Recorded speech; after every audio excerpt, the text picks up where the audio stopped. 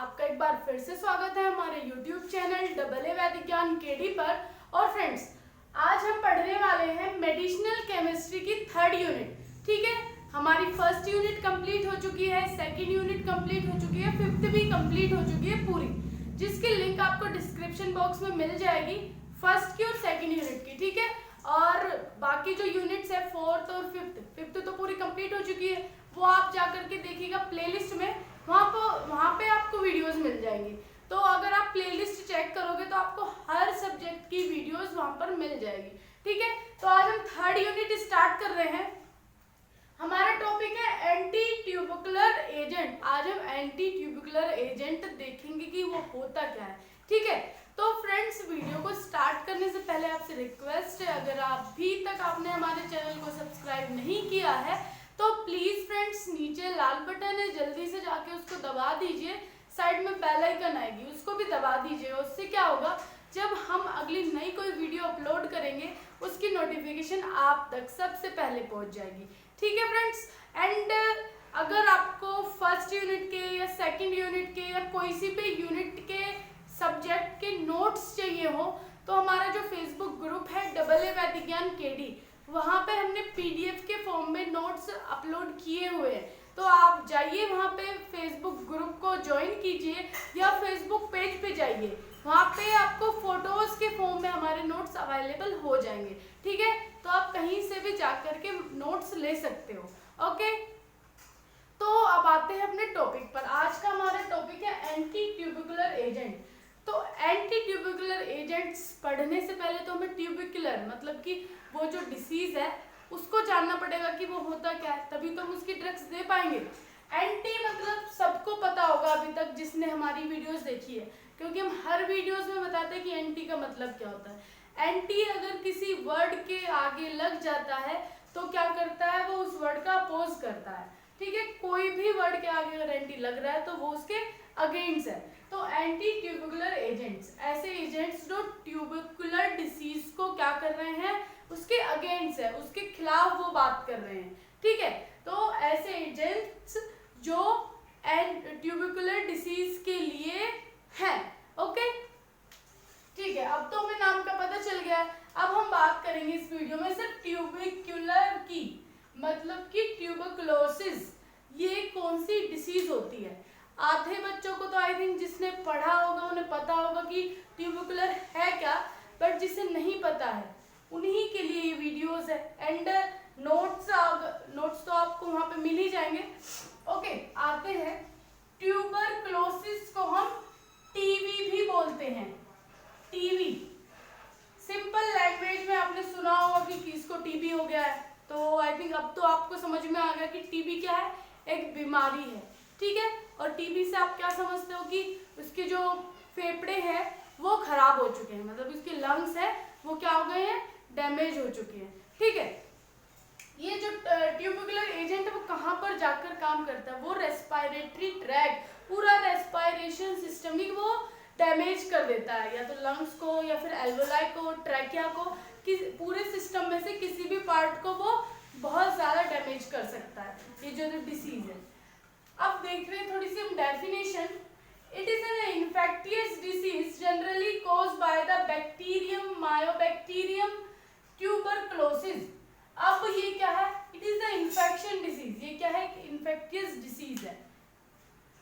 Caused by the Mycobacterium tuberculosis, किसके द्वारा हो रही है, मायोबैक्टीरियम ट्यूबरकुलोसिस के द्वारा हो रही है। मायोबैक्टीरियम मतलब कि ये एक बैक्टीरिया का नाम है जिसके द्वारा कुछ ऐसी इन्फेक्टियस डिसीज होती हैं बहुत सारी, जो किसके थ्रू होती है, बैक्टीरियाज के थ्रू होती है। जैसे कि टाइफाइड हो गई, मेनिंजाइटिस डिसीज हो गई, ये सब क्या है, बैक्टीरिया से होने वाली डिसीज है। ठीक है, जो टाइफाइड डिसीज है वो कौन से बैक्टीरिया से होती है, वो होती है साल्मोनेला टाइफी से। और मेनिंजाइटिस किससे होती है, न्यूमोकोकल बैक्टीरिया से ये डिसीज होती है। जो अलग अलग मैंने डिसीज के नाम बताए, कौन से, टाइफाइड और मेनिंजाइटिस अगर आपने नहीं देखी है हमारे चैनल पर उसकी लिंक है, मतलब कि वो वीडियो भी अपलोडेड है, तो आप मेनिंजाइटिस डबल ए वैदिक ज्ञान केडी करके डालोगे तो आपको मिल जाएगी। ठीक है, यूट्यूब पे सर्च करना मेनिंजाइटिस डबल ए वैदिक ज्ञान केडी। ओके, और टाइफाइड की वीडियो भी है, तो आप टाइफाइड भी चेक कर सकते हो।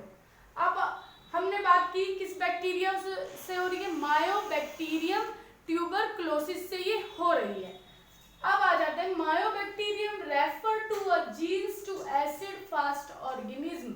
ये क्या है, मायोबैक्टीरियम कैसे ऑर्गेनिज्म है, एसिड फास्ट ऑर्गेनिज्म। जो इसका जीन्स है एसिड फास्ट ऑर्गेनिज्म के जीन्स होते हैं। It is in aerobic and non motile bacterium. ये क्या है, एनारोबिक है, एनारोबिक और नॉन मोटाइल बैक्टीरिया है। Non motile bacteria, non motile मतलब ये क्या करते हैं, मोटाइल मतलब मूवमेंट, नॉन मोटाइल मतलब ये मूवमेंट नहीं कर पाते हैं। मायोबैक्टीरियेसी फैमिली, और कौन सी फैमिली से बिलोंग कर रहे हैं, mycobacteriaceae family. This genus include tuberculosis pathogens known to cause serious disease in mammals including tuberculosis, mycobacterium tuberculosis and leprosy, mycobacterium leprae in humans। अब ये क्या कह रहा है, pathogens known to cause serious disease in mammals, mammals के अंदर ये disease होती है इंक्लूडिंग ट्यूबरक्लोसिस, मतलब कि जो ट्यूबरक्लोसिस है वो जो मैमल्स होंगे उनमें ये सीरियस कंडीशन में, मतलब सीरियस डिसीज होती है।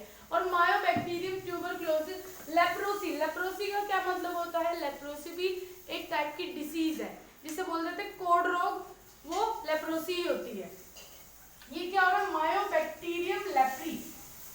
ट्यूबरक्लोसिस कौन से बैक्टीरिया से हो रहा है, मायोबैक्टीरियम ट्यूबरक्लोसिस से। लेप्रोसी कौन से बैक्टीरिया से हो रहा है, मायोबैक्टीरियम लेप्रेसी।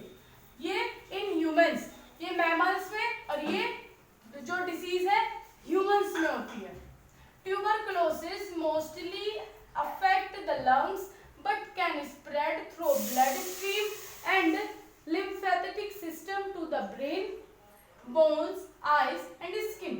जो ट्यूबरक्लोसिस है मोस्टली लंग्स को अफेक्ट करती है, क्योंकि ये क्या, जब हम मतलब ट्यूबरक्लोसिस किससे होता है, सिगरेट पीने से भी होता है। तो अगर कोई बंदा है वो सिगरेट पी रहा है तो क्या होगा, उसके लंग्स में वो जो धुआं है वो भरता चला जाता है, इससे लंग्स अफेक्ट होते चले जाते हैं, डैमेज होते चले जाते हैं। तो जो डिसीज है ट्यूबरक्लोसिस का रूप ले लेती है धीरे धीरे धीरे धीरे, ठीक है। तो उससे पूरे लंग्स डैमेज होते हैं। तो ये क्या है, पूरे रेस्पिरेटरी सिस्टम पर ही अफेक्ट करता है।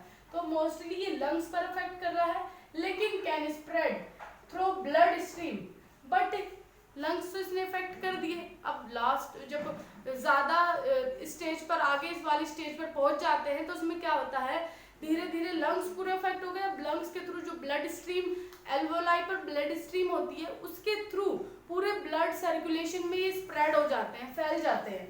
एंड लिम्फेटिक सिस्टम, पूरे लिम्फेटिक सिस्टम पर भी ये फैल जाते हैं। To the brain, lymphatic system से ये ब्रेन में फैल रहे हैं, बोन्स में, आईज में, स्किन में। मतलब कि जब ट्यूबरक्लोसिस लास्ट स्टेज पर पहुंच जाए तो ये अदर बॉडी ऑर्गन्स को भी इफेक्ट करना स्टार्ट कर देता है, और तब लास्ट कंडीशन में पेशेंट की डेथ हो जाती है। लेटेंट ट्यूबरक्लोसिस, लेटेंट ट्यूबरक्लोसिस के अंदर क्या है, most infection do not have symptoms include in which case it is known as latent tuberculosis. Most infection do not have symptom, ज्यादातर इन्फेक्शन में क्या होता है, सिम्टम्स दिखाई नहीं देते हैं इसके। In which case it is known as latent, इसलिए इसको हम क्या बोल रहे हैं, लेटेंट ट्यूबरक्लोसिस, जिसमें क्या सिम्टम्स दिखाई नहीं दे रहे हैं। It means a patient is affected with mycobacterium tuberculosis। तो जो पेशेंट है वो किस चीज से अफेक्ट हो रहा है, उसे पता ही नहीं कि उसको कौन सा बैक्टीरिया लग गया है, मायोबैक्टीरियम ट्यूबरक्लोसिस उस पेशेंट को लगा हुआ है। But the patient does not have active tuberculosis, उसके अंदर इफेक्टेड, पेशेंट इफेक्ट है किससे, मायोबैक्टीरियम ट्यूबरक्लोसिस से, पर पेशेंट को क्या पता ही नहीं है। तो जो एक्टिव ट्यूबरक्लोसिस है वो धीरे धीरे बढ़ना शुरू हो जाता है। Have 10% of latent infection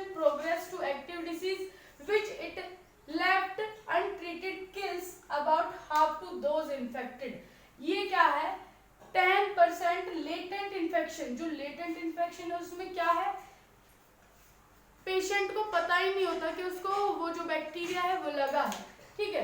active disease which if left untreated, अब इसको क्या है, वो इसको छोड़ देता है, मतलब कि कोई उसका ट्रीटमेंट नहीं होता, उसका ट्रीटमेंट कैसा रहता है, untreated, kills and half of those infected. अब वो उसको क्या हो जाता है, उसने ट्रीटमेंट नहीं करवाया, ट्रीटमेंट नहीं करवाने के कारण वो जो ट्रीटमेंट है फिर उसका क्या हो, क्योर होना मतलब वो पॉसिबल नहीं होता, जब उसको पता ही नहीं है कि उसको ट्यूबरकुलोसिस हुआ है, धीरे धीरे धीरे धीरे वो स्टेज बढ़ती चली जाएगी। फिर जब वो स्टेज आती है, उस स्टेज में क्या होता है, ट्रीटमेंट बिल्कुल उसका हो नहीं पाता। लास्ट स्टेज बिल्कुल जब लास्ट स्टेज आती है उसमें ट्रीटमेंट बिल्कुल क्योर उसको हम डिसीज को नहीं कर सकते और पेशेंट की उसमें क्या हो जाती है, डेथ हो जाती है। The classic symptoms of active TB are a chronic cough with blood containing sputum, fever, night sweat and weight loss.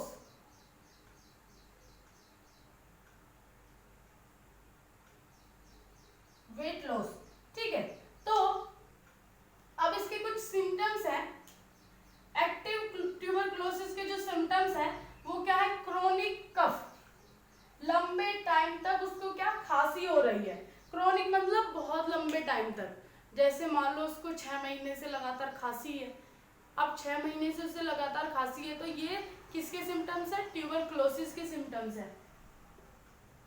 With blood containing sputum, blood containing उसको स्पुटम आ रहा है, जैसे वो मतलब खांसता है तो क्या होता है, स्पुटम के साथ साथ ब्लड भी आता है, तो वो भी ट्यूबरकुलोसिस का ही सिम्टम है। फीवर आता है, नाइट स्वेट आता है, जैसे रात में उसको स्वेटिंग, सो रहा है, सोते सोते इसको स्वेटिंग आनी स्टार्ट हो गई, वो भी ट्यूबरकुलोसिस का ही सिम्टम है। वेट लॉस होना भी इसका ही सिम्टम है। Transmission, tuberculosis is spread the air when people who have active TB in their lungs cough, spit, speak और sneeze।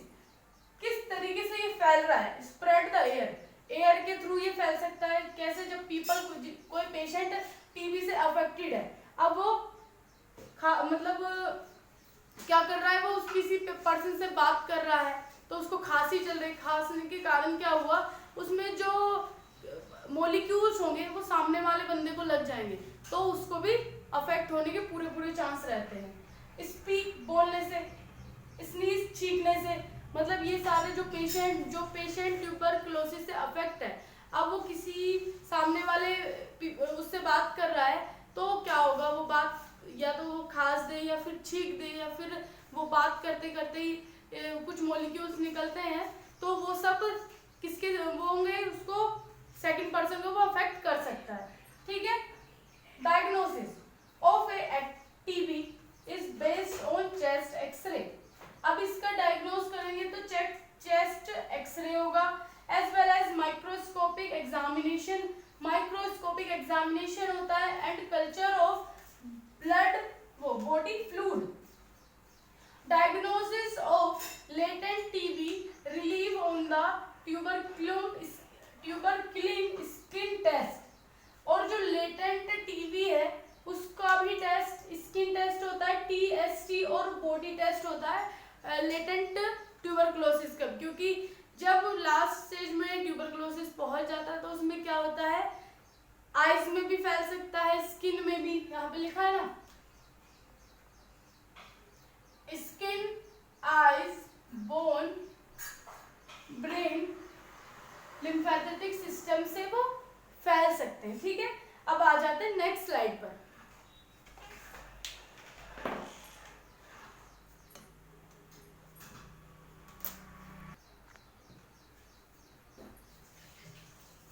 आगे देखते हैं हम, Robert Koch was discover the tuberculosis bacillus. Robert Koch जो साइंटिस्ट थे उन्होंने डिस्कवर किया था ट्यूबरकुलोसिस बैसिलस का। Albert Calmette and Camille Guerin achieved the first genes success in immunization against tuberculosis in 1906। जो ट्यूबरक्लोसिस डिसीज है उसके अगेंस्ट इनको जो ये दो साइंटिस्ट है एल्बर्ट क्लेमेंट कैमिल जेरिन 1906 में इन्हें ट्यूबरक्लोसिस के लिए एक क्या मिली थी, इम्यूनाइजेशन मतलब इम्यूनिटी को इंक्रीज करने के लिए ट्यूबरक्लोसिस के अगेंस्ट एक ऐसा क्या बोल सकते हैं अचीवमेंट हुआ था, जो उनका जो एक्सपेरिमेंट था वो सक्सेसफुल रहा था। Using attenuate bovine strain tuberculosis, इसका यूज करके it was called bacilli Calmette Guerin, इसको हम क्या बोल रहे हैं, बैसिली क्लेमेंट ग्योरिन बोल रहे हैं, BCG। The BCG vaccine was first used on human in 1921 in France। 1921 में फ्रांस में इनका यूज मतलब कि फ्रांस में इसका फर्स्ट यूज ह्यूमन पे किया गया था, ठीक है। Common infection of the tuberculosis, tuberculosis का common infection of TB are lungs, primary site brain, bone, liver and kidney. The main symptom are cough, tachycardia, cyanosis and respiratory failure. क्या है, cough, tachycardia, cyanosis, respiratory failure. इसमें respiratory failure होने के भी chance रहते हैं, पूरा fail हो जाता है। ट्रैकिकार्डिया होता है, कफ होती है, साइनोसिस डिसीज होती है। मतलब ये सारे क्या है, एक एक सिम्टम्स है इसके, किस तरीके से ट्यूबरक्लोसिस पूरा होता है। ट्रैकिकार्डिया क्या होता है, ट्रैकिकार्डिया में जो रिदम्स होती है वो इंक्रीज हो जाती है बहुत, जैसे हमारी नॉर्मल रिदम रहती है, नॉर्मल रिदम से वो बहुत ज्यादा हाई हो जाती है ट्रैकिकार्डिया के अंदर। Depending upon the site of infection the disease can categorize as follow. अब इनको कैटेगरी में डिवाइड किया गया, जैसे कि अगर रेस्पिरेटरी में कोई डिसीज है तो उसको क्या कहेंगे, अलग कैटेगरी में उसको डिवाइड कर दिया गया। पल्मोनरी ट्यूबरक्लोसिस, अगर पल्मोनरी ट्यूबरक्लोसिस है तो वो रेस्पिरेटरी ट्रैक्ट के अंदर आएगा। Genito urinary tuberculosis, genito urinary tract. Tuberculosis meningitis, nervous system, meningitis आ गया यहाँ पे भी। तो मेनिंजाइटिस कौन से बैक्टीरिया से हो रहा था, न्यूमोकोकल बैक्टीरिया से। अब मेनिंजाइटिस होता क्या है, एक ऐसी डिसीज है जिसमें बोलते हैं ना दिमागी बुखार हो गया, तो वही ये डिसीज है। क्या हो जाता है इसमें, जो हमारी ब्रेन्स रहती है, ब्रेन्स में जो लेयर्स रहती है, आर्कियोइड मैटर, ड्यूरा मैटर, पाया मैटर, आर्कियोइड ड्यूरा के बीच में जो हमारी ब्लड वेन्स रहती है उसमें स्वेलिंग आ जाती है। स्वेलिंग आने के कारण फीवर आता है और उसको बोला जाता है मेनिंजाइटिस। Malady tuberculosis में a widespread infection. The drug which are used in the treatment of tuberculosis are called anti-tubercular agent. वही है, ट्यूबरक्लोसिस के ट्रीटमेंट को एंटी-ट्यूबरकुलर एजेंट बोला जाता है, ठीक है। तो आज हमने ये पूरा ट्यूबरक्लोसिस पढ़ लिया है। नेक्स्ट पार्ट में, पार्ट 2 में हम इसका क्लासिफिकेशन देखेंगे, ठीक है। तो guys, thank you so much for watching this video.